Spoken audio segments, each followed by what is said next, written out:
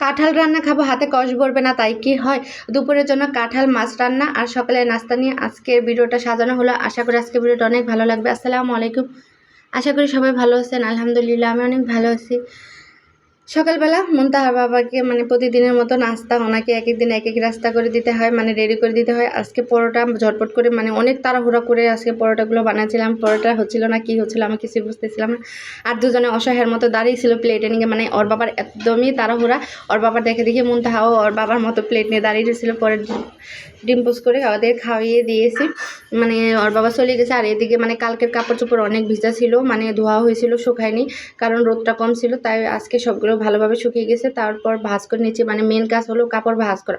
কাপড় আলো জ্বালা থাকলে ভালো লাগে না, ভাবলাম যে আগে এইগুলো গুছিয়ে নিই। তো আমার এই যে টুকটুকি আছে না, টুকটুকি একদমই কাপড় ভাঁজ করতে দিচ্ছিল না। যেই ভাঁজ করে নিয়ে যায় সেটা আবার আওয়াল জল করে, আবার দৌড়ায়, কাপড়ের উপরে বসে থাকে। পরে চিপস দিলাম হাতে, উনি চিপস খেলো না, উনি চিপস একদমই পছন্দ করে না। তারপর বলতেছিল মাম্মা আমি মাম খাবো। তারপর একটু ভাবলাম যে একটু শরবত করে দিই, জানি প্রচণ্ড গরম একটু শরবত, আরও প্রতিদিনে ওকে শরবত বানিয়ে দিই।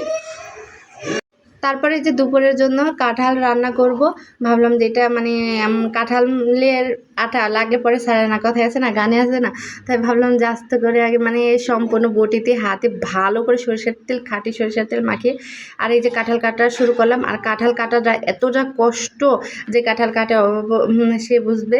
আর অনেক দিন ধরে, এবছর আমি কাঁঠাল রান্না খাইনি, আর আমার কি অনেক দিন ধরে ইচ্ছে করতেছিল, তাই ওর বাবা আমার জন্য এক ফালি কাঁঠাল কিনে নিয়ে আসছে, যেহেতু বাজারে পাওয়া যায়। আর এদিকে তো কাঁঠাল আমাদের তো পরিচিত কেউ নাই যে কাঁঠাল দিবে কিনা ছাড়া, আর দেখি যে বাজারে পাওয়া যায়, তাই ওর বাবা কাঁঠাল কিনে নিয়ে আসছিল। সেগুলো বেচছে অনেকক্ষণ সময় পরে, ভিডিও দেখা যায় কয়েক মিনিট, কিন্তু অনেকক্ষণ পুরো 2 ঘন্টা মনে হয় আমার লাগছে এগুলো ছাড়াতে, আটি ছাড়াতে। তারপরে যে আমি সিদ্ধ করতে দিলাম কাঁচামরিচ, ছোলার ডাউল আর রসুন দিয়ে সিদ্ধ হতে দিলাম। আর এদিকে ভাবলাম যে মশলাটা বেটে নিই।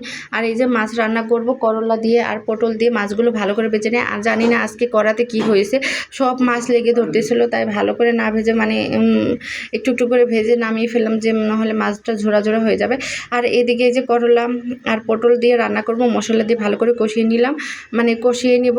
আর এই যে করলা একটু ভেজে নিলাম, কিন্তু তেলে পটলও আর করলা ভালো করে ভেজে নিয়ে মশলা কষিয়ে তারপরে যে দিয়ে দিচ্ছি। আর এদিকে আমার প্রেশারের সেদ্ধটা হয়ে গেছে, কাঁঠালটা খুব ভালো করে সেদ্ধ হয়ে গেছে। আর এই কাঁঠালটা না অনেক মজা ছিল, অনেক মজা ছিল, মনে হয় সম্পূর্ণ কাঁঠাল আমি একাই খেয়েছি। কাঁঠাল রান্না আমার কাছে খুব ভালো লাগে, কাঁঠাল দিয়ে খিচুড়ি রান্না করলেও ভালো লাগে, অনেকে এসর বলে, জানি না কেউ না লাগে কী বলে।